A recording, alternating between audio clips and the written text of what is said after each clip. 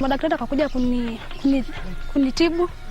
Akasema Manda akasema akaniambia utaenda kwa surgery. Walisema iko na growth.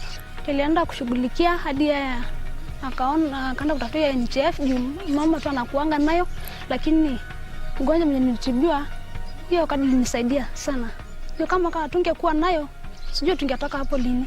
Ningependa kuambia serikali waendelee kutuletea hiyo kadi ya NHF kwa maana inatusaidia sana. Kila mtu ajitahidi na jikaze kisabuni ili waweze kudhibitisha na wao wapate hiyo NHF. Ndio waweze na mtu akigonjeka juu siku yako kugonjeka na wao upate hiyo kadi, ndio ukipelekwa hospital uweze kutibiwa. Linda familia na marafiki dhidi ya magonjwa.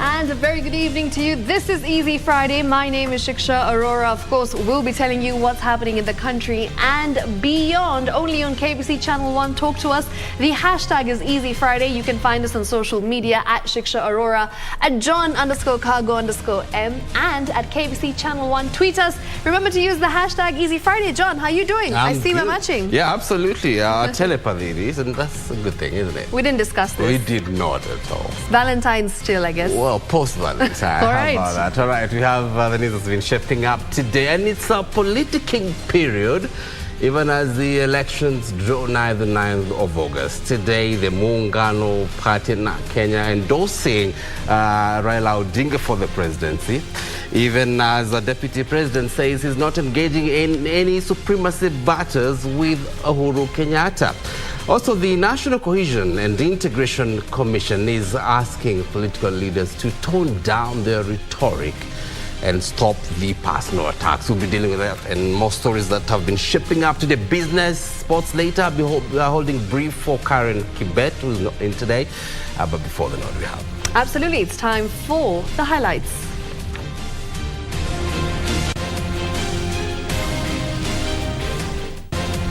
Taking a stand. NAK and Muungano parties endorse Raila Odinga for the presidency. Wooing Kiambu. Deputy President leads Kenya Kwanza team to a series of rallies promising a new downpost August 9th. And moving to tame insecurity in North Rift. Government considering curfew in troubled areas.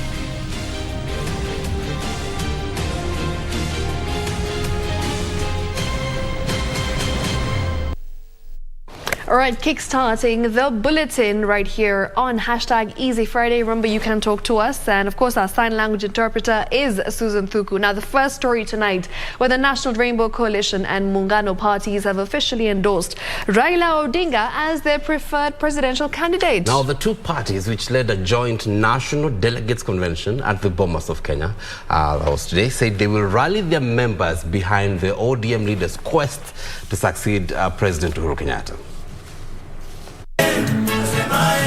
The Azimio la Umoja campaign has once again edged closer to firming up support for Raila Odinga's quest for presidency. On Friday, NAK and Muungano parties jointly agreed to formalize their endorsement of the ODM leader as their preferred presidential candidate.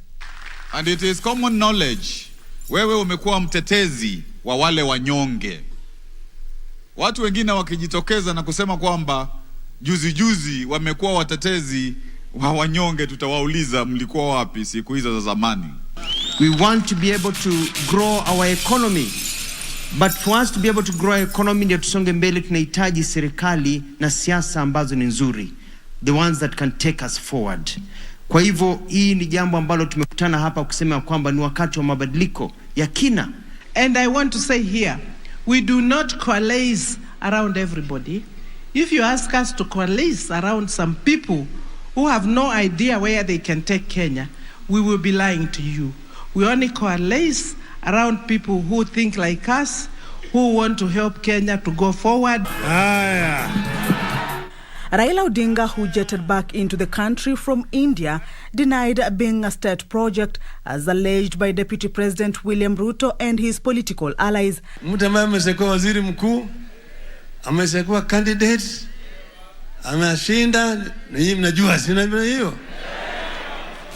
Alafu tunasema ati Ruto anaweza kwenda kwa platform. Ati Musalia Mudavadi kusema ati this is a government project. Nini hiyo? Raila Odinga said he will work towards revolutionizing the economy should he be elected president. Hapana, sikazarike. Cheka tu hawa jamaa wametoka mwezini au wametoka katika ni gani?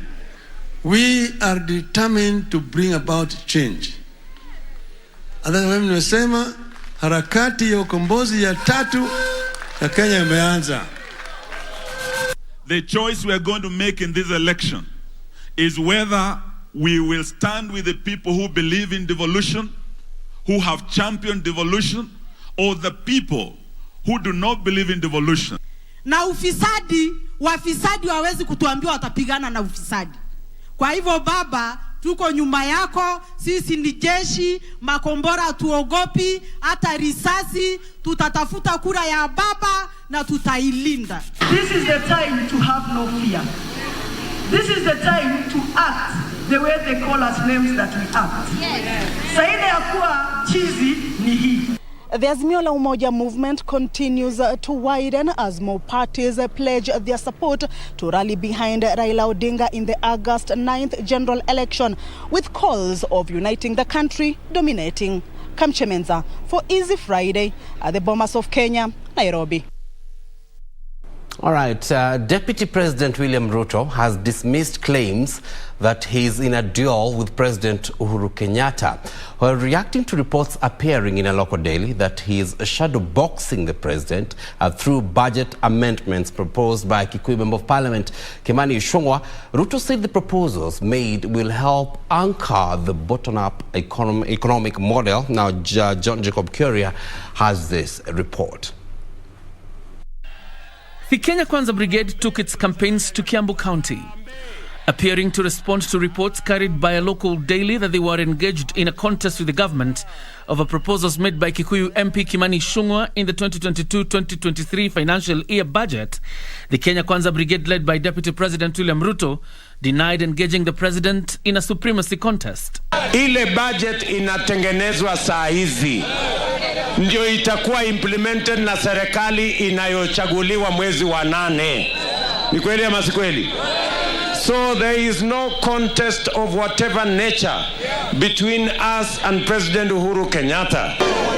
The team says the Kimani Ichung'wah proposals were meant to increase resources to counties and anchor the 50 billion promised to small-scale traders in the budget of the next regime, which Ruto hopes to lead. Wale wafanyibiashara wote, hasa wafanyibiashara wa hapa chini, wale wanaitwa micro, small and medium enterprise, hawa ambao wameumizwa na fuliza, hawa ambao wanaangaishwa na mashailok, tumesema mwaka huu tunaweka pesa ya serikali kusaidia mwananchi mfanyibiashara wa chini. We want to improve the economic status of the people of Kenya. We want an economy that works for the small person and also for the big person. Jamhuri ya Kenya. The team have further cautioned Treasury CS Ukur Yatani against more borrowing, as the country had already surpassed the borrowing cap put by Parliament. These documents that you are going to sign in a hurry, kwa kipindi cha lala salama, Mr. Yatani, you will come to be haunted. Hatutakubali serikali ambayo inastaafu kukopa madeni mengine kwa nchi yetu. Saa hizi tuko na madeni yenye Mkenya wa kawaida analipa. Tafadhali kama nchi, we cannot afford to borrow more. The Kenya Kwanza team called on voters in the region to reject overtures by the Azimio team, whom they labelled a political project. The Kenya Kwanza team insists that Kenya is living beyond its means and now wants the Cabinet Secretary in charge of Treasury to slow down on borrowing. From Kiambu, the Kenya Kwanza team heads to Meru to popularize the bottom-up economic model. John Jacob Curia, Channel 1. Now, the government is considering placing sections of the North Rift under a curfew. This follows a series of banditry attacks in the region. Speaking during the issuance of security padlocks for national exams at Lower Kabete in Nairobi, Cabinet Secretary for Interior Dr. Fred Matiang'i assured those sitting for national exams in insecure-prone regions that adequate measures have been put in place to guarantee their safety. Take a look.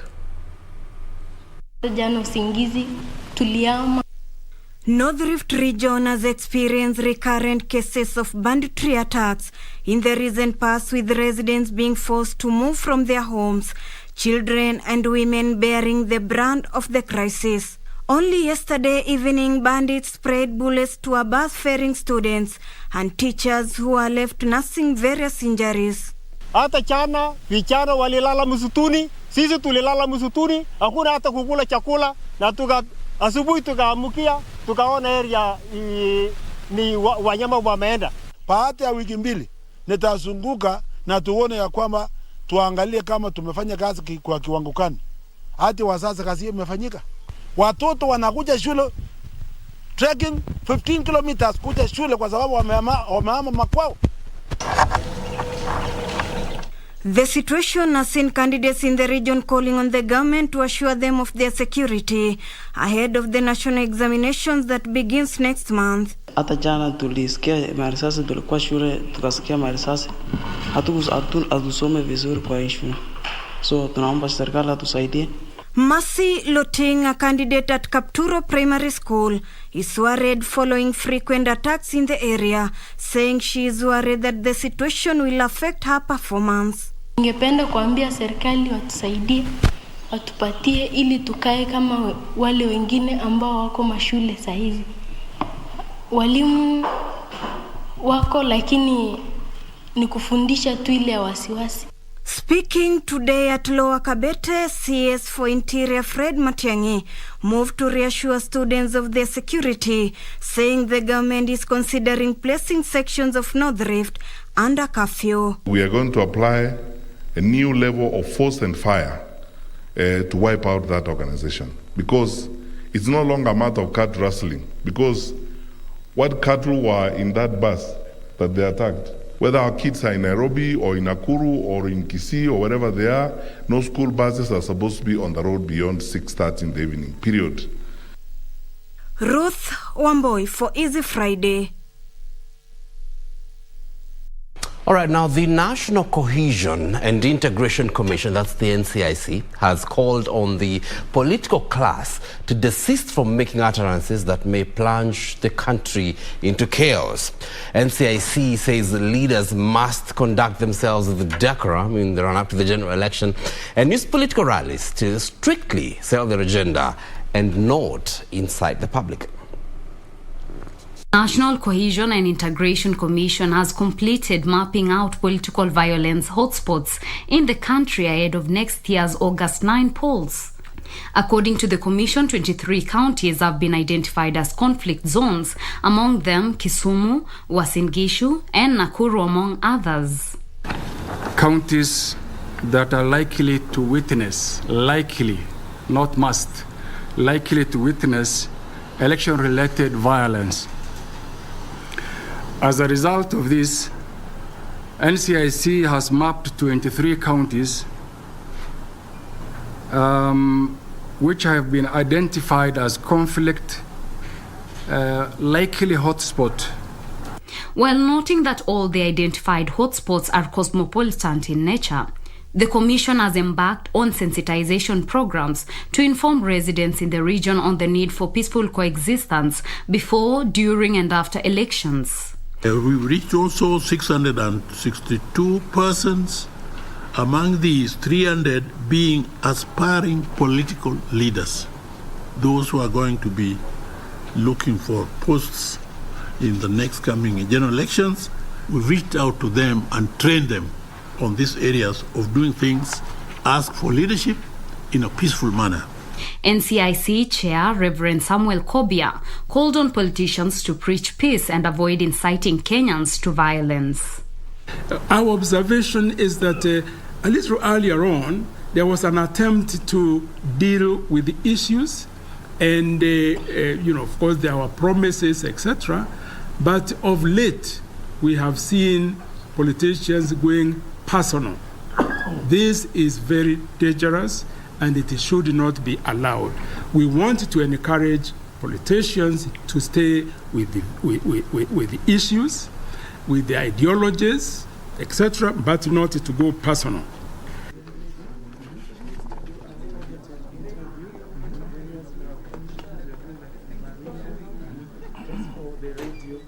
In other news, the Council of Governors has conditionally approved the extension of the life of the managed equipment services. Now, the county bosses say they want to be involved in the negotiation of terms of service and budget to address issues such as equity and value for money. Governors are demanding greater say in the multi-billion shilling managed equipment services scheme if it is to be renewed for another 3 years. The county bosses have proposed the formation of a joint team to negotiate and determine the 3-year contract extension, as well as agree on the composition of the contract implementation committees. In considering the three options, the council acknowledges the impact the equipment has had on health service delivery to the people of Kenya and resolved to extend the contract for additional 3 years on the following conditions. 1, that the Council of Governors and Ministry of Health to jointly appoint a multidisciplinary negotiating team that will determine the 3-year contract extension. There had been concern that counties were not getting value for money under the contention scheme. A number of counties have been unable to use the medical equipment despite paying millions of shillings for it. That the Council of Governors and Ministry of Health shall review and consider modalities to compensate counties whose equipment were not delivered but fully paid for. We also note that there are counties that received the equipment but for diverse reasons could not be able to use them. These shall be considered during negotiations while extending the contract. Counties are paying in excess of 100 million shillings each per year for the managed equipment services. That the Council of Governors and the Ministry of Health to review the budget to address equity concerns. Individual county government payments should be commensurate to the equipment received, not a common fee paid by all. Timothy Kipnosu for Easy Friday. All right, then now the Kenya Forest Service has received a forest restoration equipment from Food and Agriculture Organization, and that's FAO, as part of the organization's participation to conserve over 91,000 hectares of Kirisia forest. Speaking during the handover ceremony, the service chief conservator Julius Kamau hailed the ongoing partnership with FAO, saying it has yielded results in forest conservation. Kirisia Forest, Samburu County.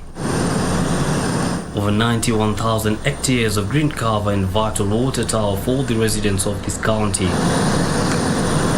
In December of 2019, locals voluntarily shifted from this forest, giving way for natural regeneration and complemented efforts by the service to reclaim the encroached woodland.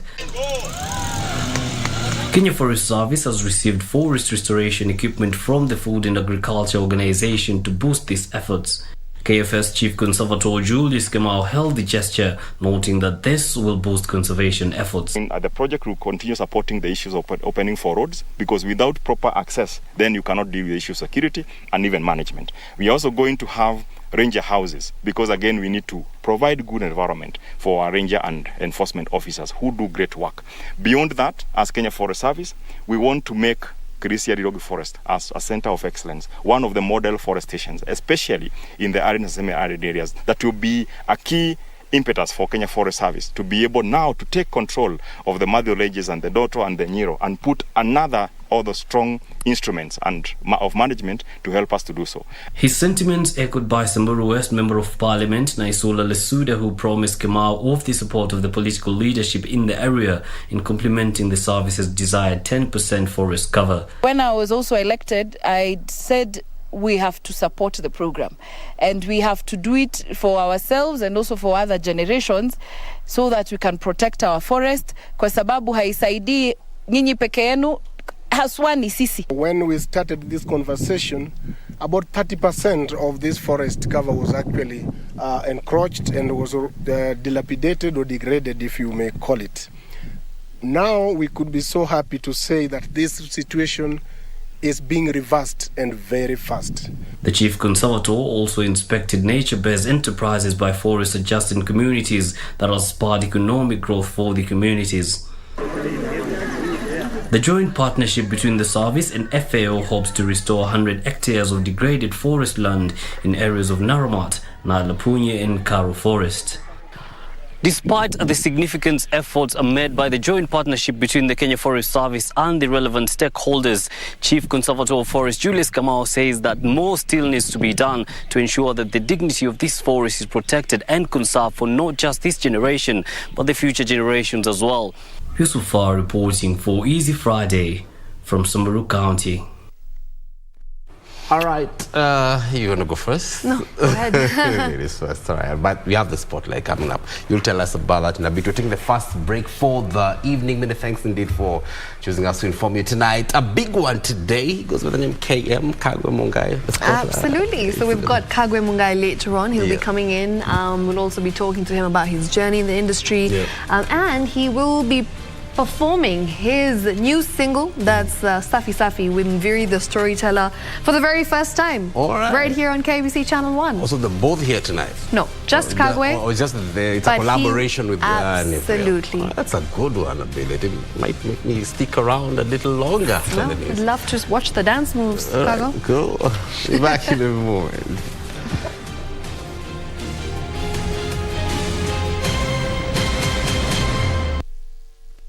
To get John chapter 6 verse 35 as your skiza tune, dial *812 *498 hash. John 6 verse 35. Then Jesus declared, I am the bread of life. Whoever comes to me will never go hungry, and whoever believes in me will never be thirsty. To get John chapter 6 verse 35, dial *812 *498 hash. *812 *498 hash.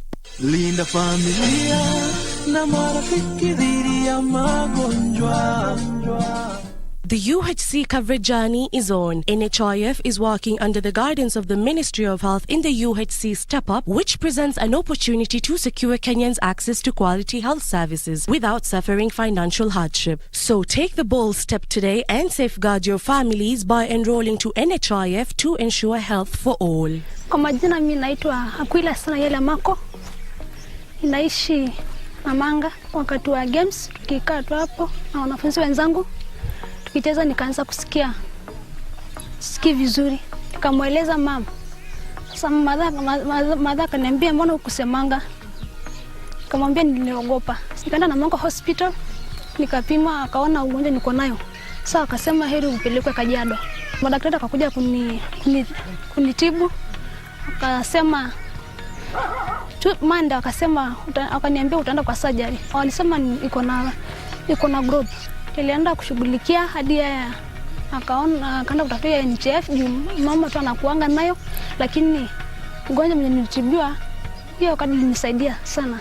Hiyo kama tungekuwa nayo, sijui tungetoka hapo lini.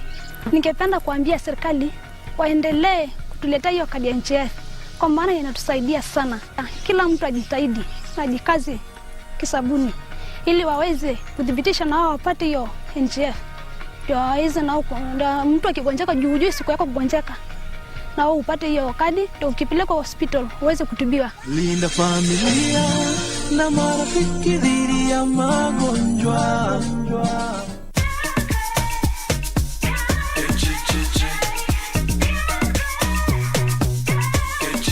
This week, the spotlight is on multi-talented artist Kago Mungai.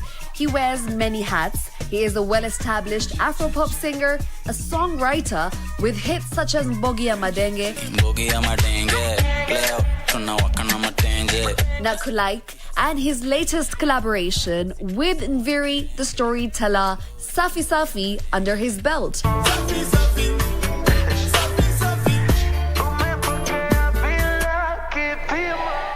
Kago Mungai on Easy Friday at 9:45 p.m.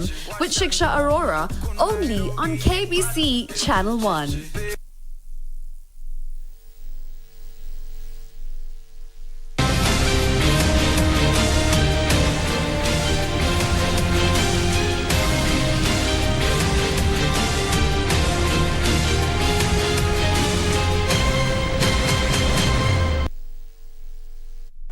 Welcome back to Easy Friday. Now, 4 men have been charged with intent to murder a Nairobi County Assembly member, Jairus Omaya. The 4 who were arraigned before Milimani Chief Magistrate Susan Chitubi pleaded not guilty, but prosecution opposed their release on bond or bail. This and more from the corridors of justice. The 4 who include Josephat Makani, Wilson Okumu, Kelvin Chakuto and Wycliffe Mugani were charged at the Milimani Law Court on 2 counts of conspiracy and intent to commit murder.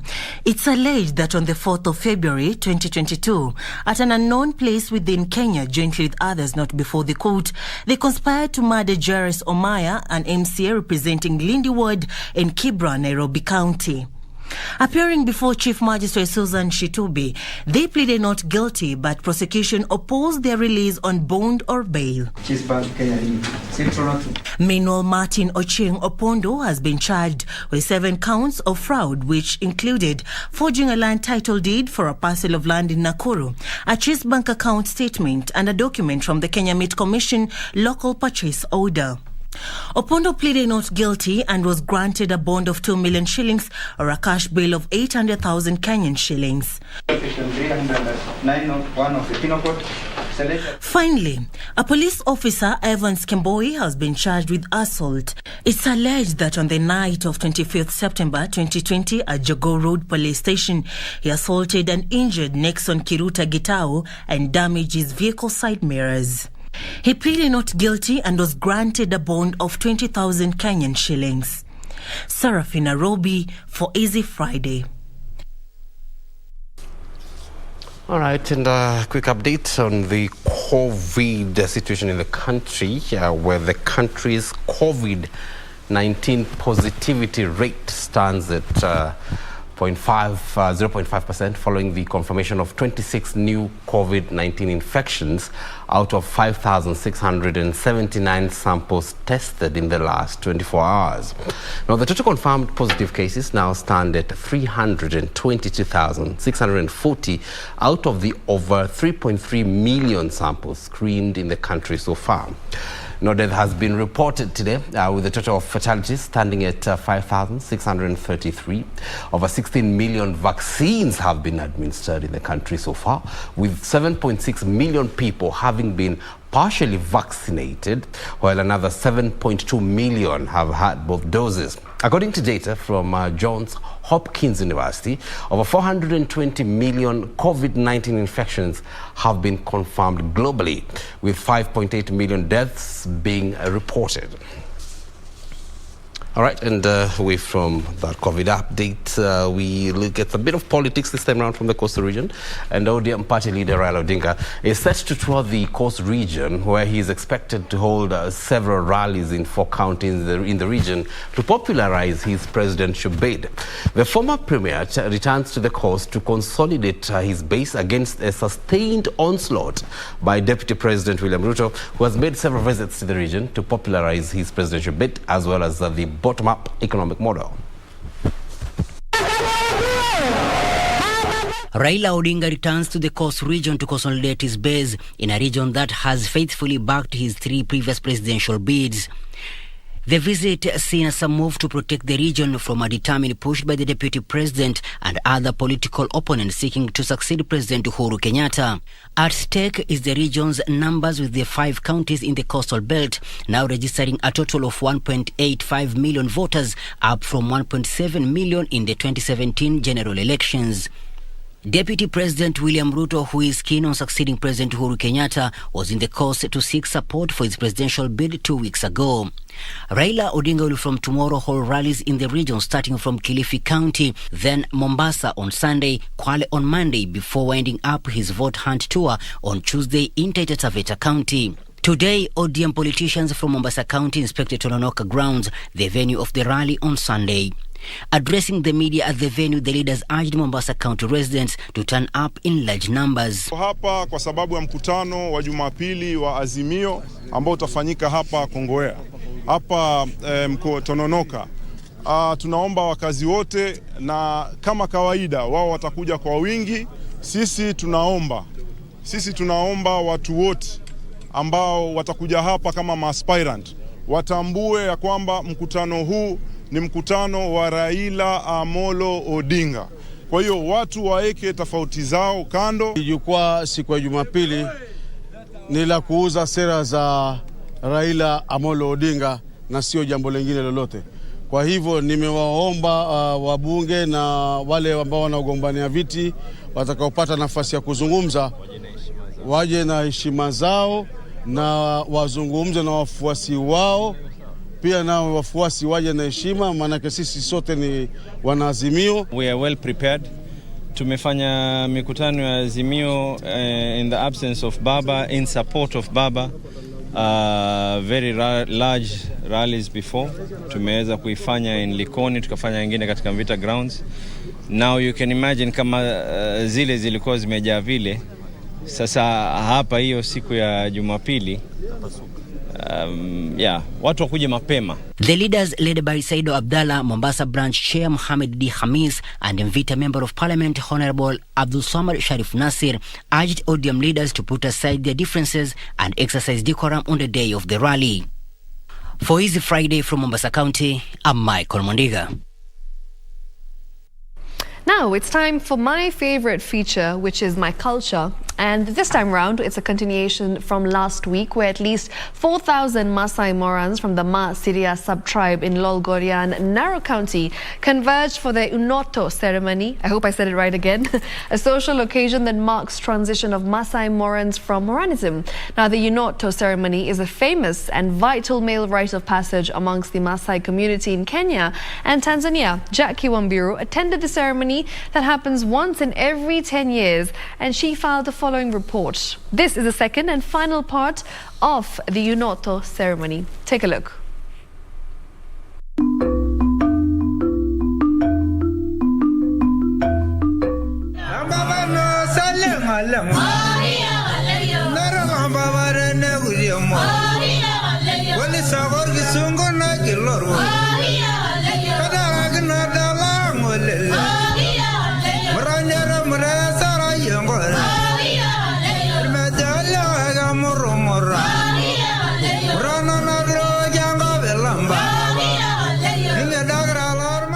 Dawn comes with an entourage of 2 formations of the Maasai Morans.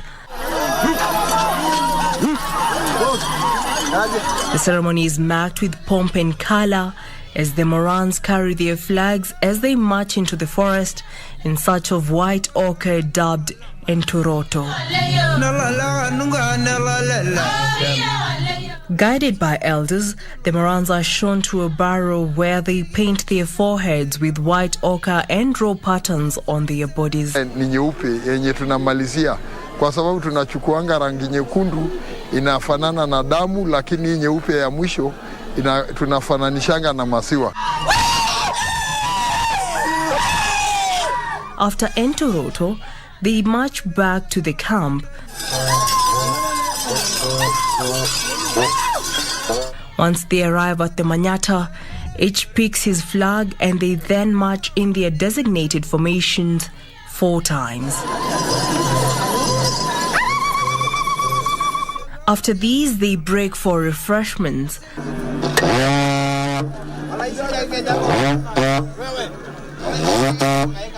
A horn is then blown to recall the Morans to the Manyata, where the men considered to be sacred are presented to them.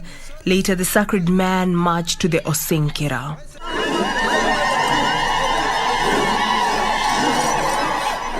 Watapewa jina na wase waine, ambaye hawa wase watafaa ngozi nyeusi ile ambaye imeshonwa vizuri.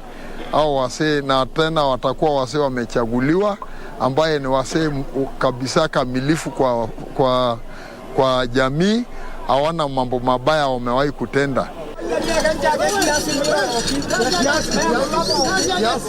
Later on, the Morans and elders converge to select the first 25 Morans, 5 from each clan who will undergo shaving at dusk, in addition to Olotuno, Oloburu, Olaiguanani, who is the chief of the age set, and one other, a cumulative number of 25 Morans. Rangi tunafananisha na maziwa nyeupe kwa siku 2, ambaye hiyo ni rangi kuna mchanga ingine tunatoanga tu ambaye inakuanga nyeupe, ikiwekwa inakuwa kama chokaa ama rangi nyeupe, ndio kusudi watu wasimaliziwe sherehe yao na kitu nyekundu. Kwa hiyo rangi nyeupe vijana watanyolewa jioni, ambaye watakuwa 29 wenye watafanyisha wengine kimila ya ndume ya kupewa jina. After the selection, elders congregate and perform a few rituals to prepare the Morans for the final step. Hiyo ngozi yote itakatwa na kila kijana atapata kapi sehemu kidogo ya hiyo ndume. Pia hiyo ndume ndio itatolewa roho, ndio inapakwa vijana uso, ndio inaonyesha kwamba ni rika moja. Hiyo ni kama kiapo sasa ya kuonyesha hawa ni rika. It is the golden moment for the warriors.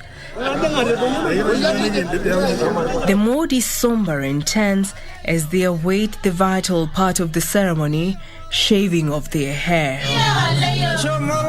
To commence the ceremony, the age-set leaders approach their clan manyatas and sit on the cow hides as displayed and spread on the ground. Adorned in ceremonial Maasai traditional attire, the women prepare to start shaving the Morans by pouring milk on the wooden stool with a new razor blade on standby. After much anticipation, shaving starts as milk is poured on the head of the Moran and razor blades are used to cut off locks of hair.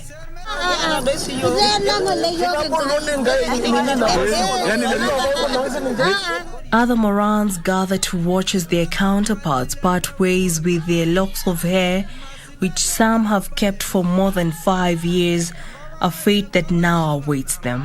To culminate the Eunoto ceremony, every warrior must shave his long or short ochre-stained hair, which is done by the warrior's mother or the warrior's wife for those who are married. As dawn unfolds the next day, the whole group of Maasai Morans is now shaved off at their respective clan manyatas. At the end of this ceremony, I'll be involved in decision-making in the society. Unlike previously, my sentiments could not be considered. But right now, after this ceremony, I can say something to Council of Elders. Like now I can do things from my own decision, like I'm a real man. I'm a warrior. In fact, I'm still a warrior.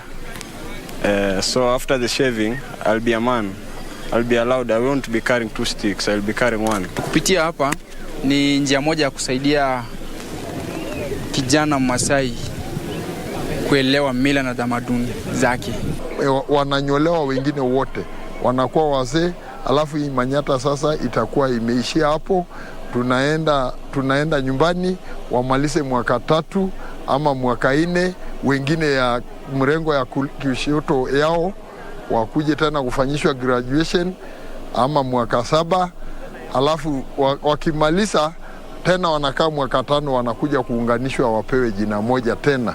The clean-shaven Morans spend the night in the forest before dispersing off to their homes the following day to embrace their new chapter of adulthood in their lives.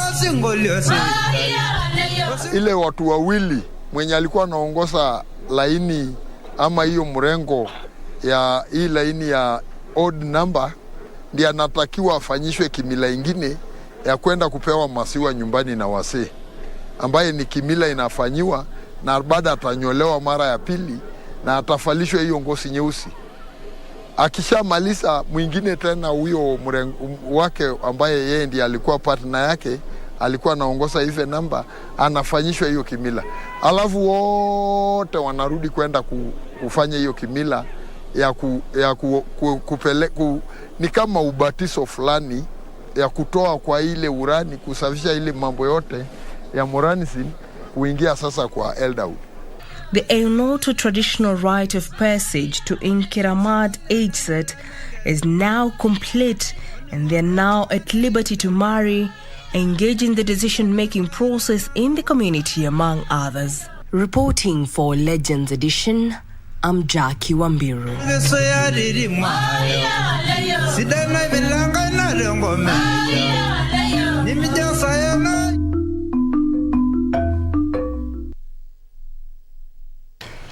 All right, the correction there, this is the Easy Friday Bulletin, but you can definitely catch that, I'm sure, tomorrow on the Legends Edition Bulletin. It is Eunoto. Eunoto ceremony. Not Eunoto.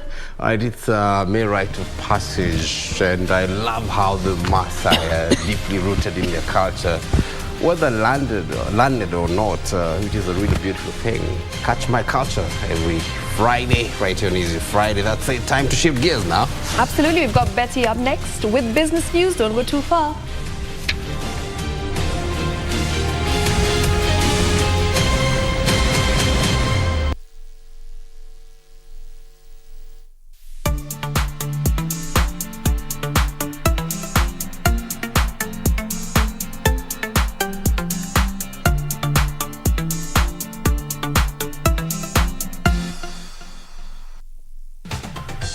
The government of Kenya adopted universal health coverage (UHC) as one of the big 4 priority agenda, with an aspiration that by 2022 all citizens will have access to quality healthcare services that they need without getting into financial hardships.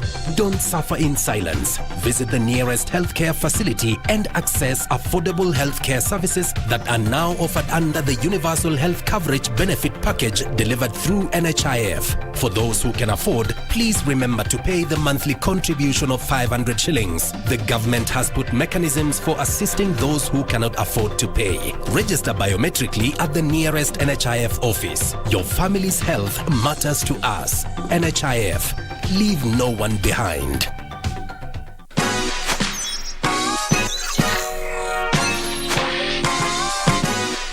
Nabonga na watoi kujua mambo za online, pia na create time wafanye vitu offline. Chungeni gadgets na sites wana use, msiwache strangers wapate chance kuabuse. Nimeshindaje pesa kompe sija participate. Unadai info yangu na ikwe private. Identity yangu haupati hautumi. Vitu zangu ni zangu na bado nitazishikilia.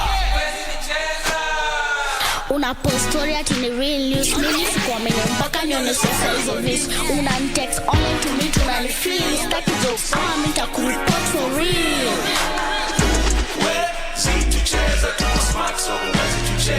Wazazi, watoi na maithu wetu, don't be fooled. Get cyber smart and enjoy safe entertainment and education online. The Communications Authority of Kenya. Mawasiliano kwetu, nguvu kwako.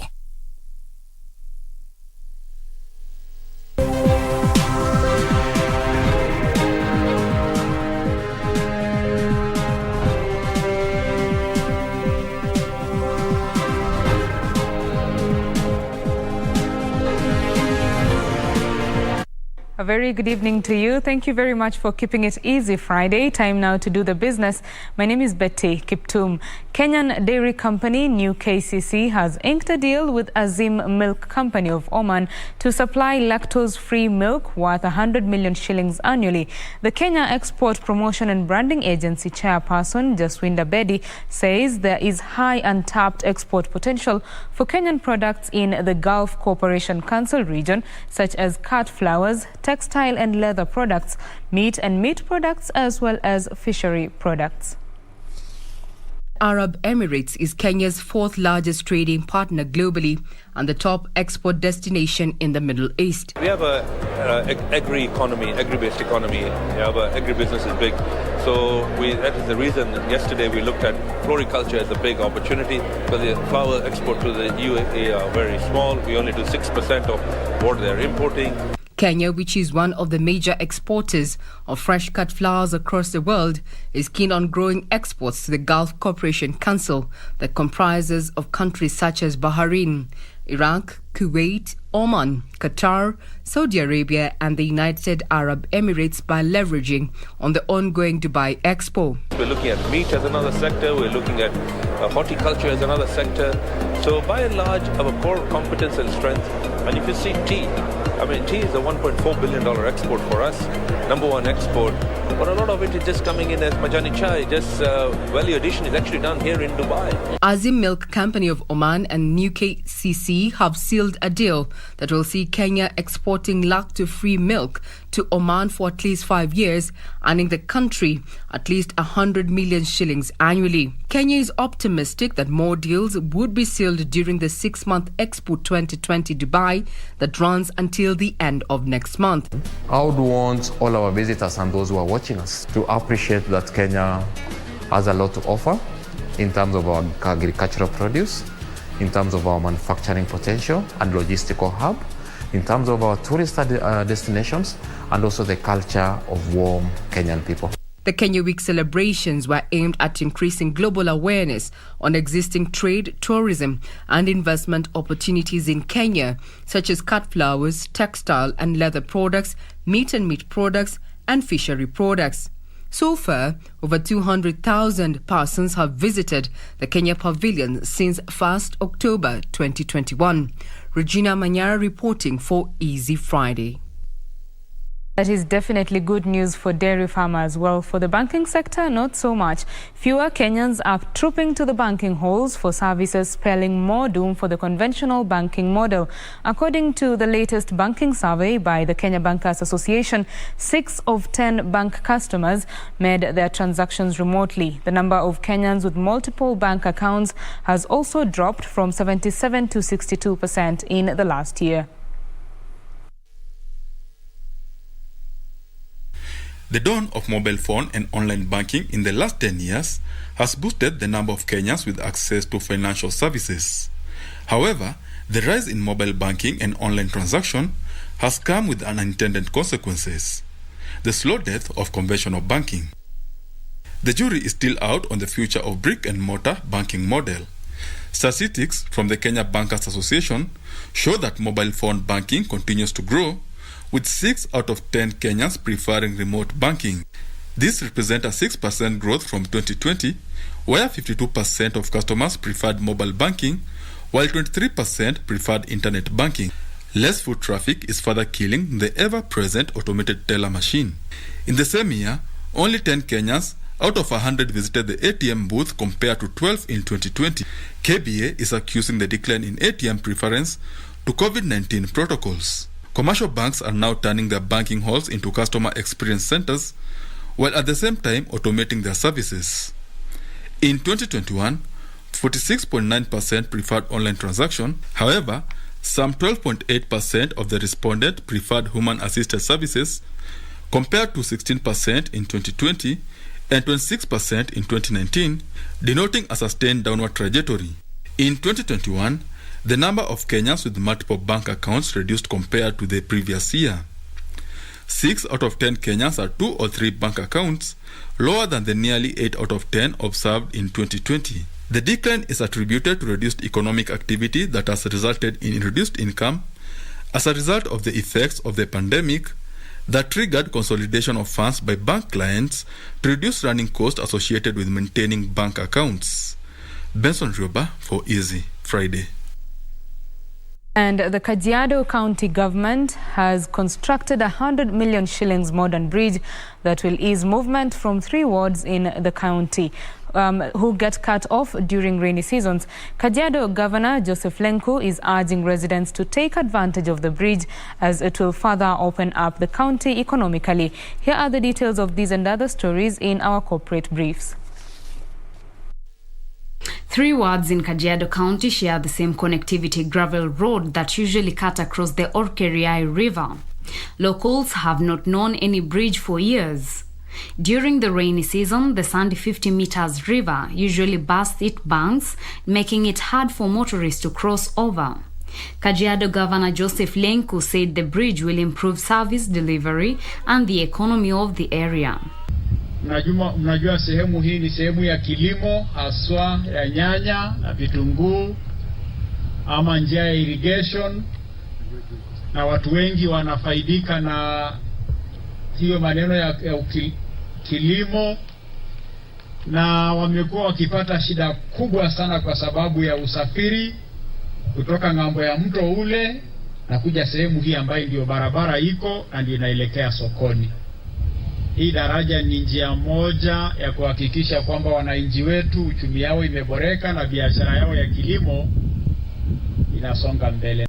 And in Laikipia, small and medium enterprises in Laikipia County whose businesses were affected by the COVID-19 disruptions will get soft loans and training on using technology to secure markets from the German government. Under the terms of the loan, the county government will subsidize 5% of the interest, while traders will shoulder 7.5%. Loan is because of the adverse effect of COVID-19, which has slowed down businesses, or even others have closed shop. What we now need, we need to push for them to start again, and also to restock whatever they lost during the COVID-19. The main aim for that, we want to reduce the interest payable from 12.5% to 7.5%. The government will pay 5%, and the individual applicant or the individual trader will pay 7.5%. Finally, farmers will access agriculture information on their mobile phones courtesy of an initiative by Norwegian fertilizer company Yara, aimed at increasing consumer education and extension services at the grassroots level. Mpango ambao tumezindua hapa Yara tukishirikiana na wenzetu kutoka kampuni zingine za mbegu kama vile Pana na Pioneer, pamoja na wenzetu kutoka Sidco na Bayer, ni mpango ambao unakusudia kumletea mkulima nafuu. Kwa hivyo mkulima ataweza kupata nafuu kwa kupata ile discount akija dukani kununua hizi pembejeo. Farmers in Bungoma cited challenges accessing agriculture information and high cost of the farm inputs as being the key impediments to their livelihoods. Reporting for Easy Friday, I am Teresa Mutai. Thank you, Teresa Mutai, for that report, which brings us to the end of business news this evening. But of course, Easy Friday continues. Sports news is coming up next with John Kago. My name is Betty Kiptum. Do have yourself a lovely night. Take a quick break now.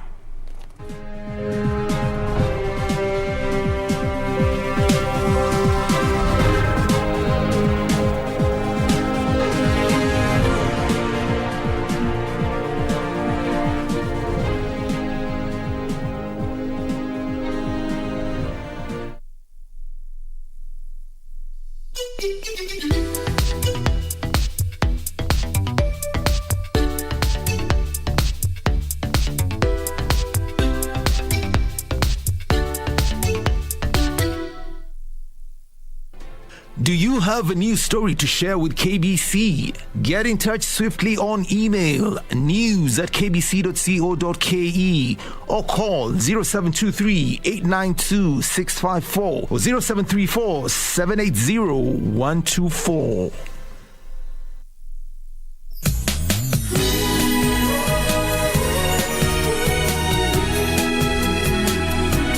Just wait for me in the restaurant, okay?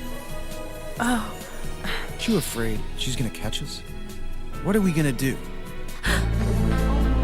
Oh my. I'm so sorry. I'll go take care of it ASAP and come back as early as I can, okay? All women believe their husbands are loyal to them. They just won't admit it, even if there's proof. I wonder what makes you trust him so much. A lady asked us to dry clean it immediately. She told us to send it to 2622. I saw him talking with another woman. They were picking out wedding rings.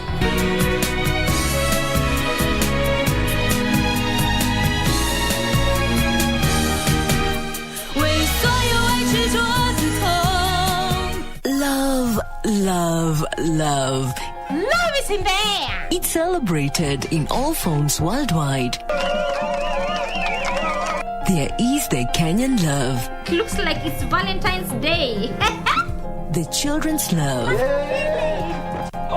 The ladies' love. I swear that I'm dying. Feel myself in your arms. The gentleman's love. Love that is comic. No money, no Dramatic. Please don't do this to me. I have to talk to her. Sporty. Breathtaking. Whatever your choice, let it rain this February with love. This is getting better, and best. Only on KBC Channel 1.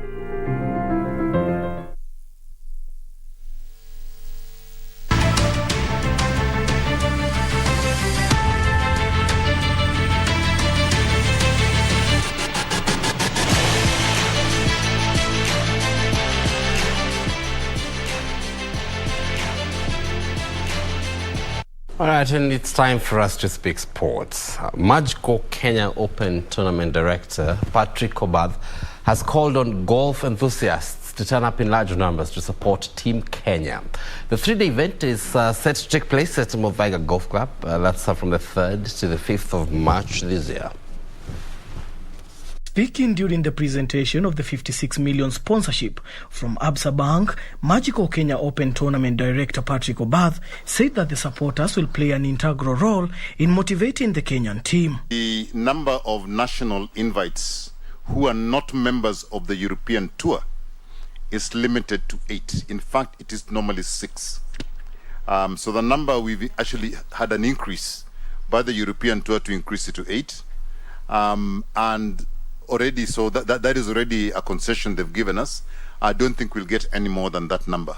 His sentiments were echoed by Absa Managing Director Jeremiah War, who added that the tournament will showcase the standards of the golf in Kenya. This is not just a pure golfing event. We're also inviting the public to come in, our customers to come in, so that we can host them for this event and really build up the sport. And then we have another few announcements that you'll hear later in the week, where we're talking about the things we can do in the environment. The 3-day event is set to take place at Muthaiga Golf Club from the 3rd to the 5th of March this year, where Kenya will be represented by 8 players.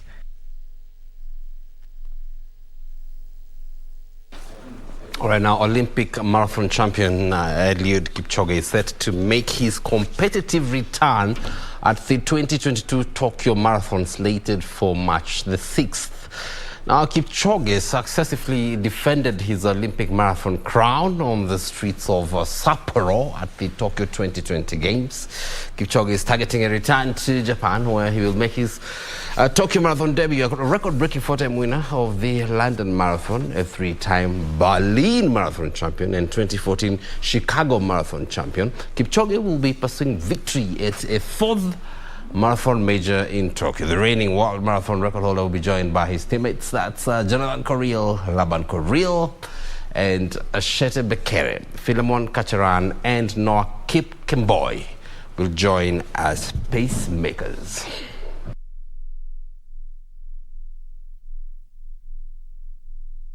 Right now, the penultimate round of the league phase of Kenya Cup 2021-2022 is slated for Saturday. That's tomorrow as heavyweights scramble for top spots. Defending champions KCB, who currently occupies second spot on the log, will take on Strathmore Leos at the Cage in Ruaraka. Champions KCB RFC will lock horns with Strathmore Leos at the Cage as the Bankers seek to maintain their winning run, which stretches to 8 matches so far. On the other hand, Strathmore Leos will be looking forward to pull a surprise after their recent display against Cabra Sugar. Currently, KCB are second placed on the log, having garnered 40 points in the last 9 matches, while Strathmore Leos are sitting fourth with 29 points and have also secured a place in the semi-finals. I don't think the semi-finals is secured yet because the league is still on.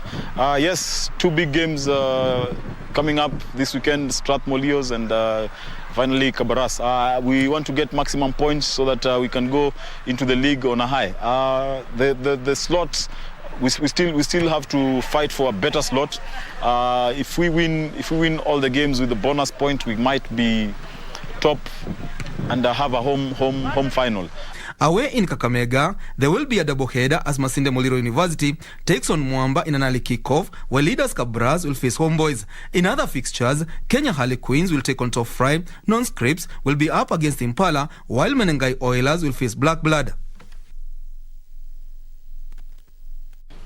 All right, now let's pick boxing, and James Kasongo of Prison's A boxing team advanced to the semi-finals after humbling Agola Odondi of Meru in the light middle division as the National Novice Boxing Championship entered day 2 at Charter Hall here in the city. In other quarter-final bouts, Michael Odor of Nairobi A trounced Tom George of Kilifi. James Nzuki silenced Kevin Mwangi in the flyweight division. Abdallah Juma defeated Brian Otichi, while Felix Omondi humbled Ken Siacha in the super heavyweight division. Now, in the minimum weight category, Kelly Mutuko lost to Harun Kamau, 168 boxers, so that's 160 male and 8 female, are taking part in the championship. Now, the National Novice Boxing Championship, which has attracted 22 clubs, will end tomorrow. The championship paves way for the Africa Zone 3 Boxing Championship slated for March in Tanzania.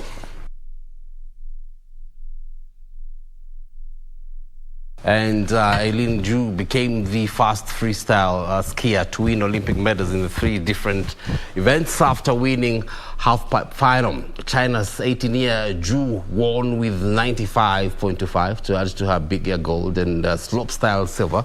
She made history in the Winter Olympics after she became the first youngest gold medalist in freestyle skiing, and also won Olympic medals in 3 different events. Defending champion Casey Sharp won silver, while Rachel Carker bagged bronze.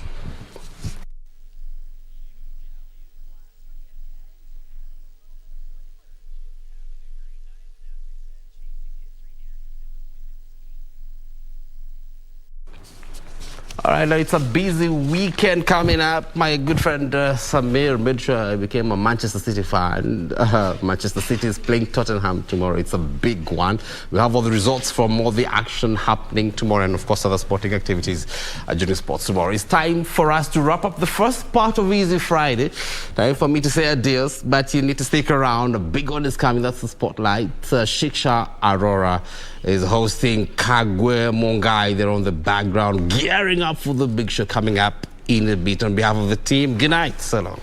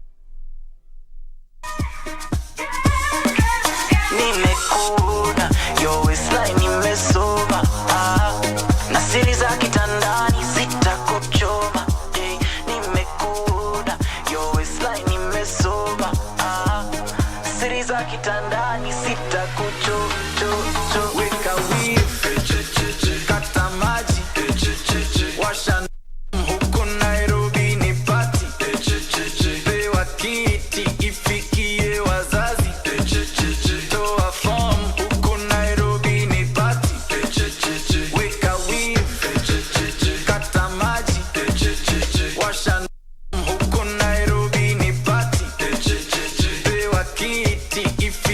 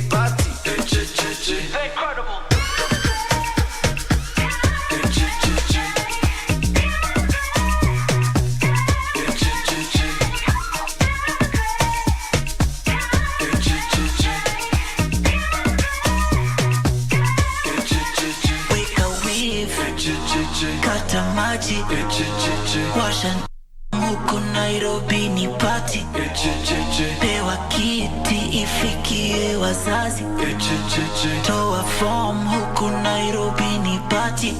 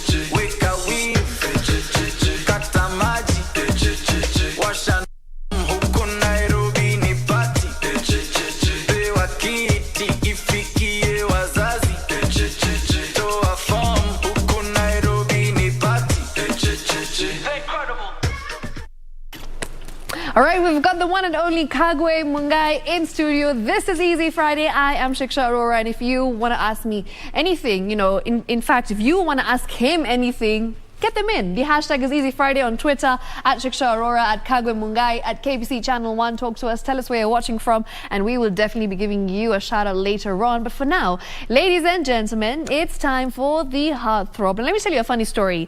I've been bugging him for the past 3 months just so that he comes on the show. And he goes to me, sorry, I'm not doing any interviews for 2021. And then as soon as 2022 struck, I shot my shot because I had to. So ladies, don't be afraid to shoot your shot. It will pay off. 3 months later, he's right here. Yeah, you know, the proof is in the pudding. Absolutely. Yeah, it's great to see you. Hi, Shiksha. Lovely to see you. Congratulations on your... I'm glad I'm finally here. Yes. And also, to add on to what you were saying, this is also the first TV interview I've done in over like a year and a half, maybe close to 2. Really? And okay. I wanted it to be with you. That makes me feel special, yeah, so it's absolutely. okay. This means a lot to me too. You are forgiven for keeping me waiting. But yes, congratulations on your new release. Thank you. Safi Safi. Thank you so much. I love it. Asante sana. It's a song that I listen to every time I'm in the shower. Yeah. Imagine, on repeat. You know, I'm that kind of a person who once I get addicted to a song, that's it. It's on repeat on my playlist. Non-stop. Yeah, non-stop. So Safi Safi is, I think, such a tune. Not when you're cleaning, you don't clean dishes. No, maybe because the name is Safi Safi. Yeah. So even in the shower, I'm just like everything kusafisha clean. kabisa. Everything. Yeah. Absolutely. You come to work, safisha everything. Yes, safisha. Yeah. We have to. It's a must. Clean.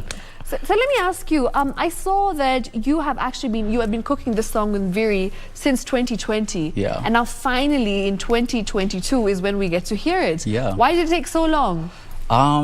You know, to be honest, I'd made the beat in like 2019. Wow. And I put it up on my Instagram, just kind of like jokes, you know, and I was just like, it was a play on humor and also music as well. And so I was like, oh, imagine if you hear this Safi Safi song as you're cleaning the house. what would a producer do, you know, hearing that song? And then like kind of did the thing. And then I kind of just put it out there like to the internet and asked my fans and the people who, you know, are watching, who would you like to see me collab on this track with? And a lot of different names were thrown in the hat. Okay. But as soon as I saw Veri's name, I was just like, oh yeah, that makes so much sense. It does. It makes so much sense.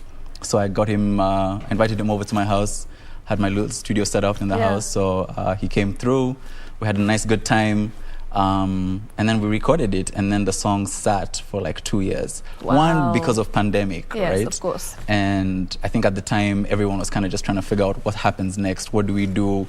What's the new normal? I mean, we're all stuck at home and all that kind of thing. And I had projects going on, he had projects going on, and so the timing was just, again, like our timing. You know, it wasn't the right time yet, but eventually we found the right time.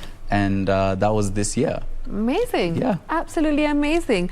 We do know that you are an award-winning producer. We know that, you know, you engineer your own music, you write your own songs, and you're also a fantastic singer. So let me ask you a question. Which of these three gives you the most thrill? Like, what do you love most as Kago Mungai? I mean, I don't know if it's a cop-out to say or if I'm just being cheap by saying it's not. I don't have a favorite. They all give me something unique, right? So, for example, performing live, there is no adrenaline high like it. There's nothing that can come close. It's an incredible feeling just to interact with the crowd and feed off their energy and just move with that entire energy. It's nothing like I've ever experienced, right? So that's on its own, nothing can touch that. But the process of making something from scratch, you know, just like playing with a drum that just doom doom doom doom to like Safi is an incredible like process. I really like the journey. And for me it's kind of like life, you know. Go through the journey, enjoy the journey. And it's therapeutic for me. I don't really produce with a lot of people in the room, so I'm always by myself because like it's therapy for me, and I have such a great time by myself. Doing it. I look like a child, honestly, a lot of the time. That's amazing. That's absolutely amazing. Speaking of drums, I do know that you started off, you know, your journey in the industry by playing the drums. I don't know if many people know that, but I did my research. I know that you play the drums really well. So are you planning on doing that anytime soon in future, maybe? Perhaps. The one that I've been wanting to pick up, because I used to play a lot of instruments. When you go and study music at uni, they expect you to be like this virtuoso type of person. Maestro. You have to play like 17 instruments, and so I was definitely one of like the lowest in my class entering, you know. And so I played drums, sax, and piano. Wow. But sax, I'm really excited to pick up again. It's one of my New Year's resolutions. Nice. So you might be on a stage, if you come to a stage and find Kago Mungai on stage and he whips out a sax. Just know it's be going ready down. For the surprise. It's going down. It's going down. Your ovaries will just melt. Speaking of which, you know, I read something very interesting on the internet, and I was just like, this is Kagwe. Oh boy. This has to be Kagwe. So Kagwe said that, you know, he will not pay dowry, right? And he wants dowry to be paid for him. But actually, to be honest, in the Indian culture, it's the same. Right? Right. Yeah. So why though? I know this was me trying to get in, you know, like this was me letting into the community. Then y'all know, like, you know, if y'all got some Bugattis or some Ferraris, you want to give my mom. I'm the price. You know, exactly. Absolutely. Are you single, by the way? No, I mean, to be very fair. Look at him. He's just like sweeping through. He's flying through that question. It's okay. I'll get you after. No, I have nothing to hide. I'm an open book. But to that question, because I do get that question often. A lot. And people think that, you know, who does this guy think he is? Yeah. First of all, I think I'm amazing. Yeah. Secondly, my mom is really, really, really amazing. Yeah. And so I was just like joking and saying that, you know, she deserves all the Bugattis and all of the things sweet. Because, you know, she made this. Yeah. So, I love it. I mean, absolutely love it. So are you single, Kagwe? I am single, actually. I am. Yeah. And I think I'm enjoying it. Yeah. I know. I feel like I go to. I do a lot of press, and sometimes and people will say, "You're always single. You're always single." Yeah. I just keep my relationships private. So I was in a relationship, but I'm no longer in a relationship, which means that now I'm writing music. Yes. Yeah. Now is the time.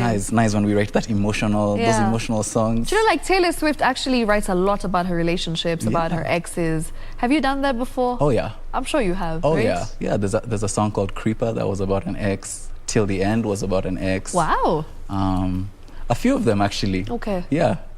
So like when you're writing your music, you actually get inspired by, I'm guessing, real life experiences and things that you've witnessed as well?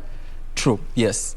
I think the thing is, as musicians, we're storytellers. Absolutely. Right? We essentially paint a picture of society and what we see in society, and it may be something that's really, really true for me, but it may be also true for thousands of other people. Absolutely. Right? Or if not millions. And that is the thing that I like to use. I like to use authenticity because I've gone through heartbreak, other people have gone through heartbreak, and it's part of life. I know in those moments there's some music that helps me go through that. Oh yeah, all the time. And so I'd like to make music for different phases of life. Whether that's the ups or the downs. Okay. Yeah. Interesting. Kago, the one thing that I think people absolutely love about you is that you're very different when you are heard, when you perform.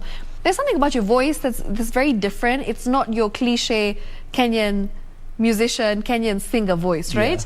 And I feel like off late we've been hearing a lot of that. So you may have started it, the Afro pop, the R&B vibes, I'll take right? my flowers. Thank you. Thank you 2013 so much. is when you made your debut, and since then I feel like there's a lot of artists who have kind of got inspired by your tonality and the way you bring out your music.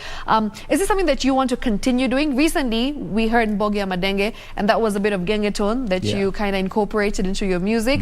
Anything else that you've got in store for your fans in terms of the different genres of music?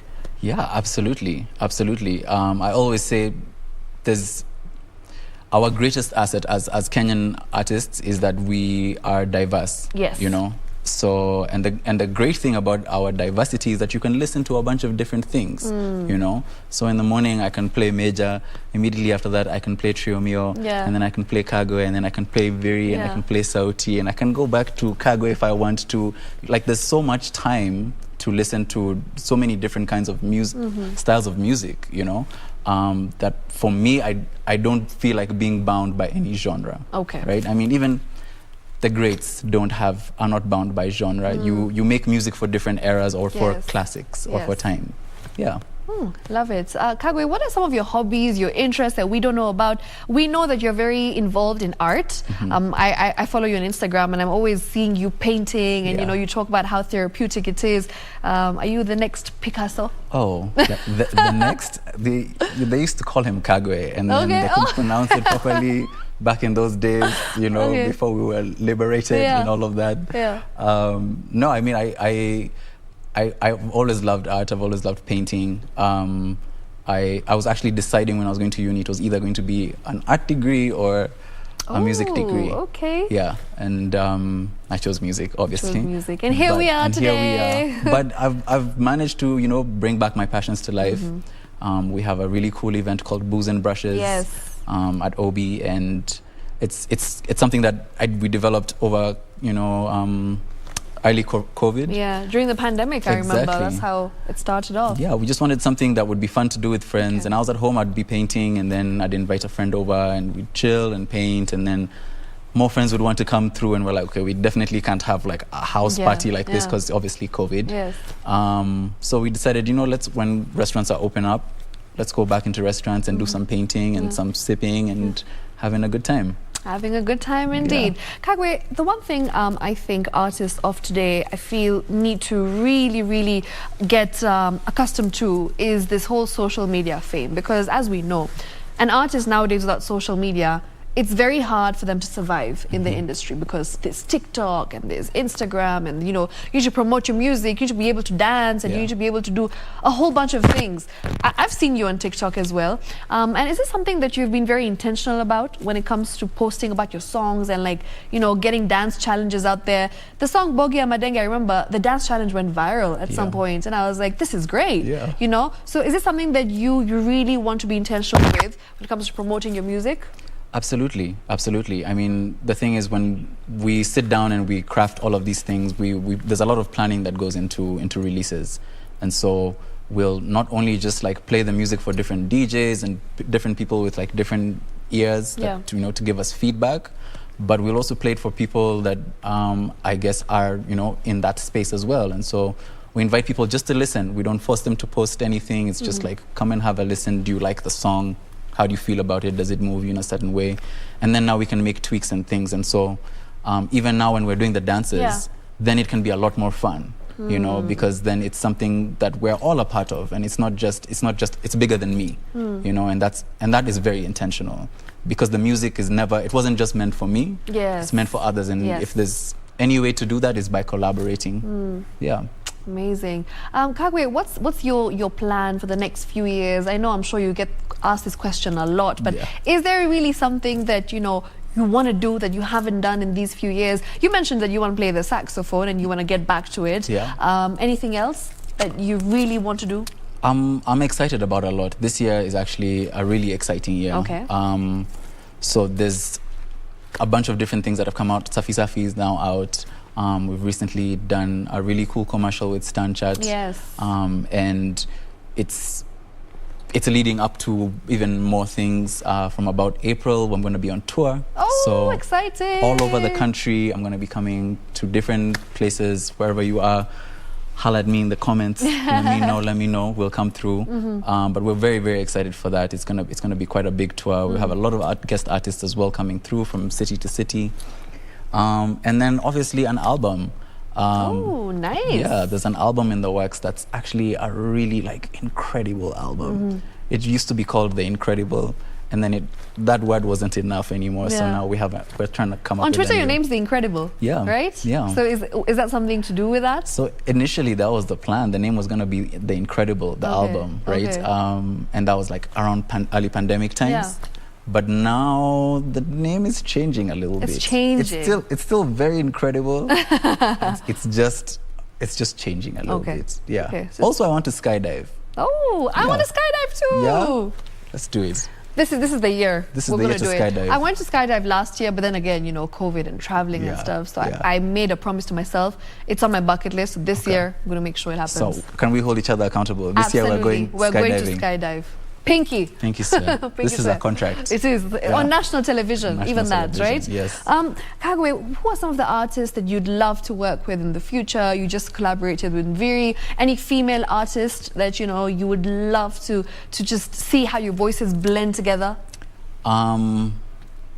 I've worked with a few of the ones that I really enjoyed. I really enjoyed working with Xenia. That was such an amazing track. She's such a great artist, a really, really great artist. I've made a lot of music with Karun, but we've never made music together as artists. Okay. You know, I've written for Karun, I've produced for Karun, especially in the early days, but we haven't made music together, and she's definitely one of my favorite singers, ever. Wow. Yeah. Obviously, my squad, Mayonde, Fena, and DQ, those are my people for life. And so, we'll always keep making music together. Amazing. So that's going to be coming out.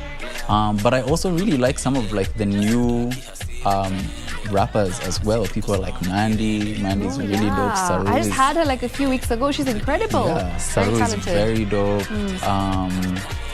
Steph the rapper too. You know, there's a lot of really dope female acts. And I'm, you know, as I say in my song, and I like girls, all them type of girls. So I mean, I'm ready to work. You're ready. I'm ready. This is the year to work. Yeah. To make things happen. Exactly. Okay, we're ready. We're ready for it. Are you waiting? ready? Yeah. So ready. Okay. I want to be a dancer in one of your videos. You know, don't say these things on TV because I will call you. Okay, Shiksha. fine. I will call you. I'm ready. You're ready? As I said, this is the year to make things happen, right? Okay. Manifest. Done. You know deal. What? Done. Deal. Cool.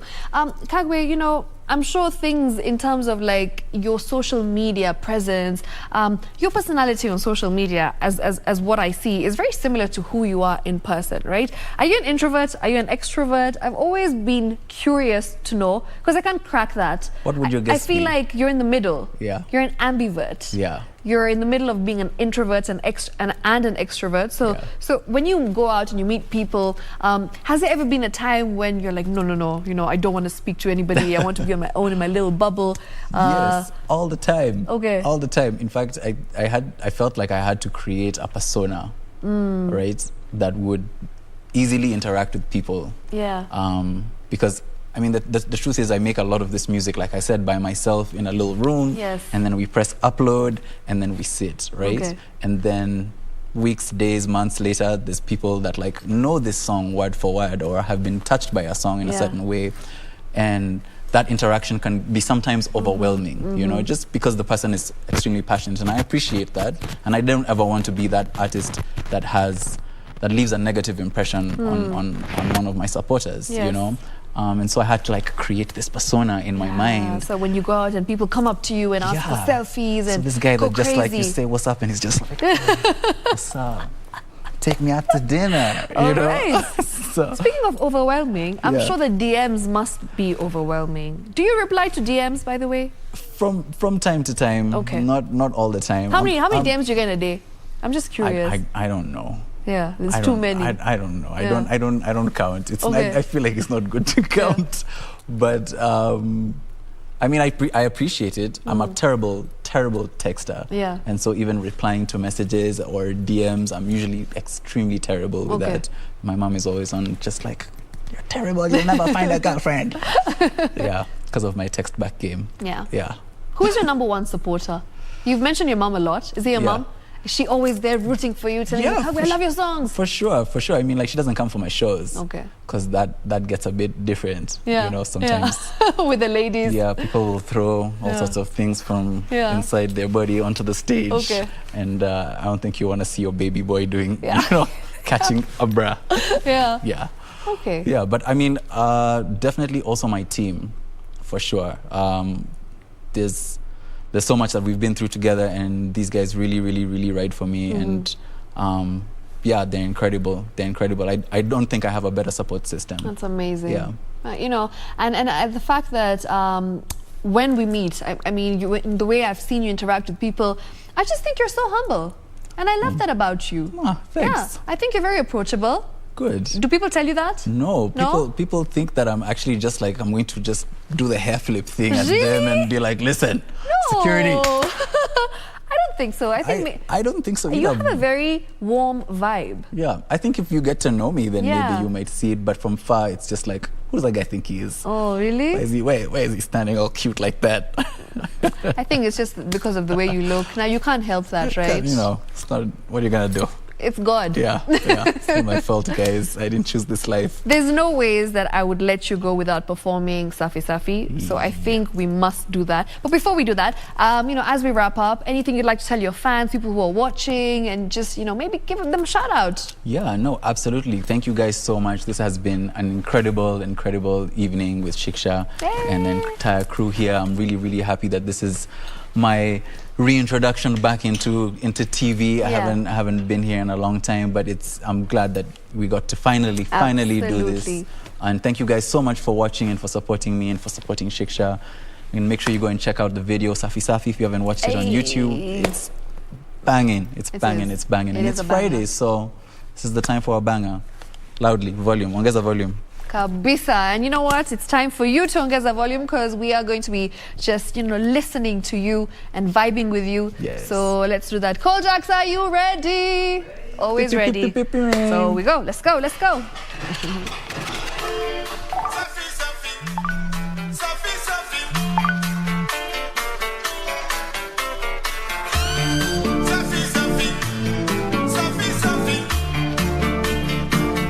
My God. Man, I like girls, all them type of girls, fat or skinny, I don't mind. Girls, dark or light, girls, I don't ever really fight. Girls, that's a light, girl, I'ma beat that pretty right. Come and spend the night, girl, see your life, girl.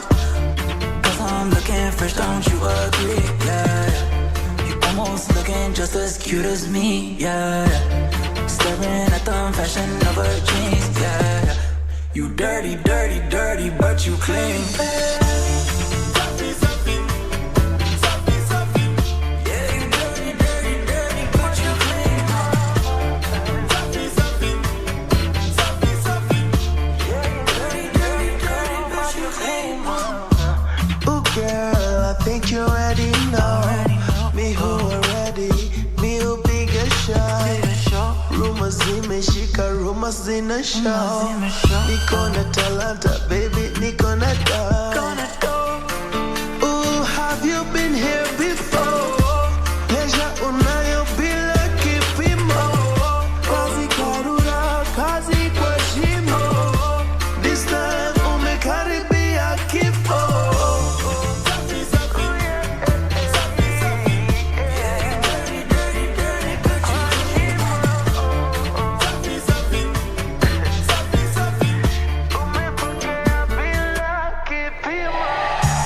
the farmer, hii ni kazi mi ufanya. Going deeper, going ooh, utapenda nikidu. Call me the father, I'm out here making baby mamas. Na chapa hadina, I think I might just have to charge you. She's grinding, reverse and riding, the berry sliding. She make it hotter than before, choking and biting, scratching and crying. Yeah, you dirty, dirty girl, but you clean my heart.